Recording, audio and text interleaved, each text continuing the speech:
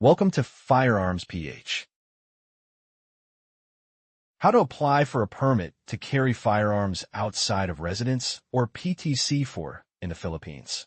A step-by-step guide. Keep in mind that before you can process a PTCFOR, first, you need to ensure that your license to own and possess firearms or LTOF is still valid and not expired. Also ensure that the registration of the firearm you intend to apply for a PTCFOR is updated and not expired. Please be reminded that you can only apply for one PTCFOR for one firearm. Now, you need to prepare the following documentary requirements for your PTCFOR application. Please check the category you belong and the required documents therefor. PTCFOR requirements for active members of the military and law enforcement agencies.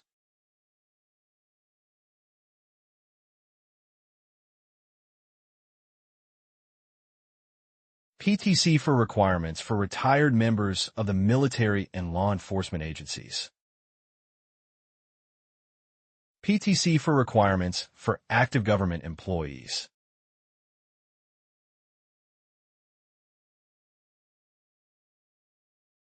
PTCFOR requirements for retired government employees.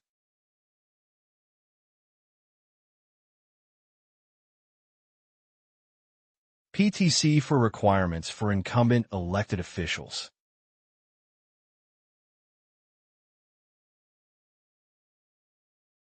PTCFOR requirements for former elected officials.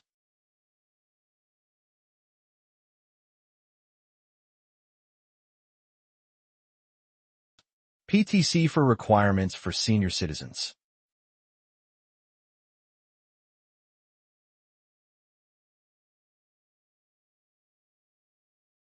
PTCFOR requirements for military reservists.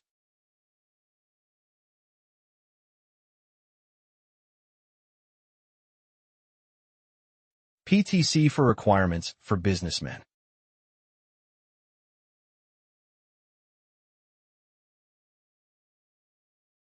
PTCFOR requirements for civilian.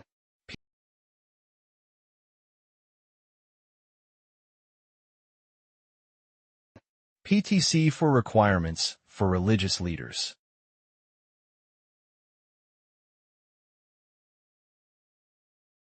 I know, the most challenging part in the preparation of requirements for certain categories or group of people is to secure a threat assessment. However, according to Section 7 of RA 10591, there are certain professionals that are considered to be in imminent danger due to the nature of their profession, occupation, or business. They are exempted from submission of a threat assessment. Please check if you are included in the said list of professionals.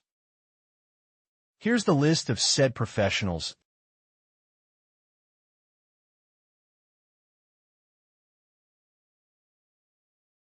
If you're not included in the list, you really need to apply for a threat assessment from the nearest regional intelligence divisions of police regional offices in your area, such as in City Police Office, Provincial Police Office, Regional Police Office. You can also ask the nearest police station for assistance. Once you have completed the preparation of all the requirements, you need to submit those at the PTCFOR Secretariat, PNPFEO, Camp Cromie, Quezon City, and pay the applicable fees. Here's the schedule of fees for PTCFOR.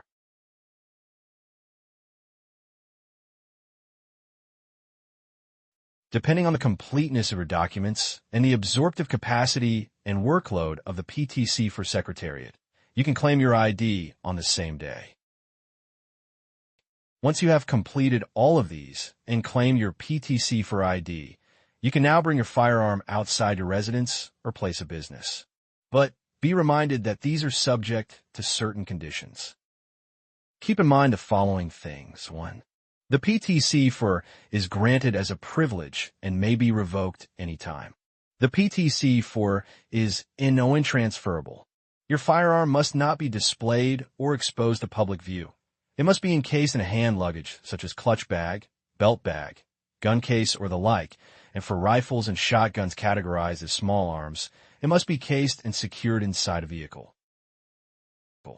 The firearm shall not be brought inside places of worship, public drinking, amusement places, etc.